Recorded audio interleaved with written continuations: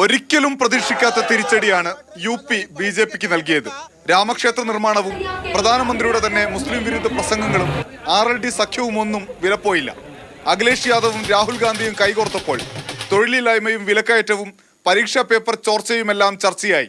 BSPയിൽ നിന്ന് ദളിത് പിന്നാക്ക വോട്ടുകൾ 4% ഇന്ത്യ സഖ്യത്തിലേക്ക് ഒഴുകി. അയോധ്യ ക്ഷേത്രം നിൽക്കുന്ന ഫൈസാബാദിലടക്കം ഇന്ത്യ സഖ്യം വിജയക്കൊടി നാട്ടി. ബംഗാളിൽ 25 സീറ്റെങ്കിലും ഉറപ്പിച്ചതായിരുന്നു BJP. വീറോടെ പൊരുതിയ മമതാ ബാനർജി BJPയുടെ സിറ്റിംഗ് സീറ്റുകൾ പിടിച്ചെടുത്താണ് മോദിക്ക് മറുപടി നൽകിയത്. ഇടത് കോൺഗ്രസ് സഖ്യത്തിന് കാര്യമായ നേട്ടമില്ലെങ്കിലും ഇന്ത്യ സഖ്യത്തിന് സന്തോഷമുള്ള സംസ്ഥാനമായി ബംഗാൾ മാറി.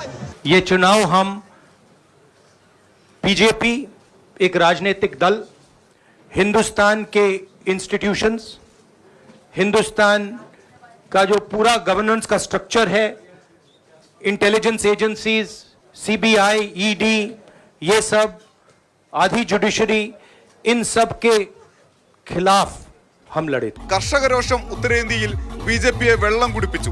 ഉത്തർപ്രദേശിനു പുറമെ ഹരിയാന, രാജസ്ഥാൻ, പഞ്ചാബ് എന്നിവിടങ്ങളിലും കർഷകർ ഇന്ത്യ സഖ്യത്തിനൊപ്പം നിന്നു. മഹാഭൂരിപക്ഷത്തിൽ BJP വിജയിച്ച സീറ്റുകൾ രാജസ്ഥാനിലും ഹരിയാനയിലും കോൺഗ്രസ് പിടിച്ചെടുത്തു. ഹരിയാനയിൽ വോട്ട് ശതമാനത്തിൽ ഇന്ത്യ സഖ്യം BJPയെ മറികടന്നു. ഈ വർഷം അവസാനം നിയമസഭാ തെരഞ്ഞെടുപ്പ് നടക്കാനിരിക്കെയാണ് ഹരിയാനയിൽ BJP തിരിച്ചടി നേരിട്ടത്. രാജസ്ഥാനിലെ മുന്നേറ്റം ഇന്ത്യ സഖ്യം പ്രതീക്ഷിച്ചതായിരുന്നു. എന്നാൽ ഡൽഹിയിൽ കോൺഗ്രസും ആം ആദ്മി പാർട്ടിയും ഒരുമിച്ച് നിന്ന് പൊരുതിയിട്ടും BJPയെ വിറപ്പിക്കാനായില്ല. മധ്യപ്രദേശ് വീണ്ടും BJPയെ ചേർത്ത് നിർത്തി. ഒഡീഷയാണ് ഈ തെരഞ്ഞെടുപ്പിൽ BJPയെ അകമഴിഞ്ഞ് സഹായിച്ച സംസ്ഥാനം.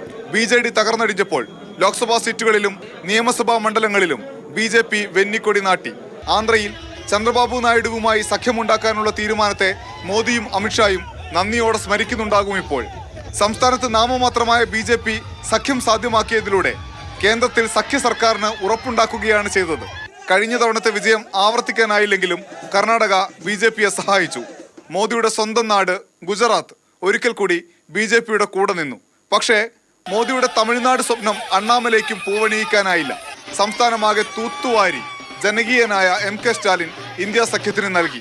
തെലങ്കാന 2 ദേശീയ പാർട്ടികളെയും ഒരേപോലെ പരിഗണിച്ചു. പ്രധാനമന്ത്രി നരേന്ദ്രമോദി മുസ്ലിം വിരുദ്ധ പ്രസംഗം നടത്തിയ രാജസ്ഥാനിലെ ബൻസ്വാരയിൽ 2.5 ലക്ഷത്തിലധികം വോട്ടിനാണ് BJP സ്ഥാനാർത്ഥി തോൽവിയുടെ പൊള്ളലേറ്റു വാങ്ങിയത്. ശിവസേനയെയും NCPയെയും പിളർത്തിക്കൊണ്ടുപോയതിന്റെ ഗുണമൊന്നും മഹാരാഷ്ട്രയിൽ BJPക്ക് ലഭിച്ചില്ല. നേതാക്കൾ മാത്രമേ പിളർത്തിയവരുടെ കൂടെ പോയുള്ളൂ. അണികളെല്ലാം ശരത് പവാറിനും ഉദ്ധവ് താക്കറേക്കും ഒപ്പമാണ് എന്ന് തിരിച്ചറിഞ്ഞു BJP. ഡൽഹിയിൽ നിന്ന് ജിഷു ബാലകൃഷ്ണനൊപ്പം അനൂപ് ദാസ്, മാതൃഭൂമി ന്യൂസ്.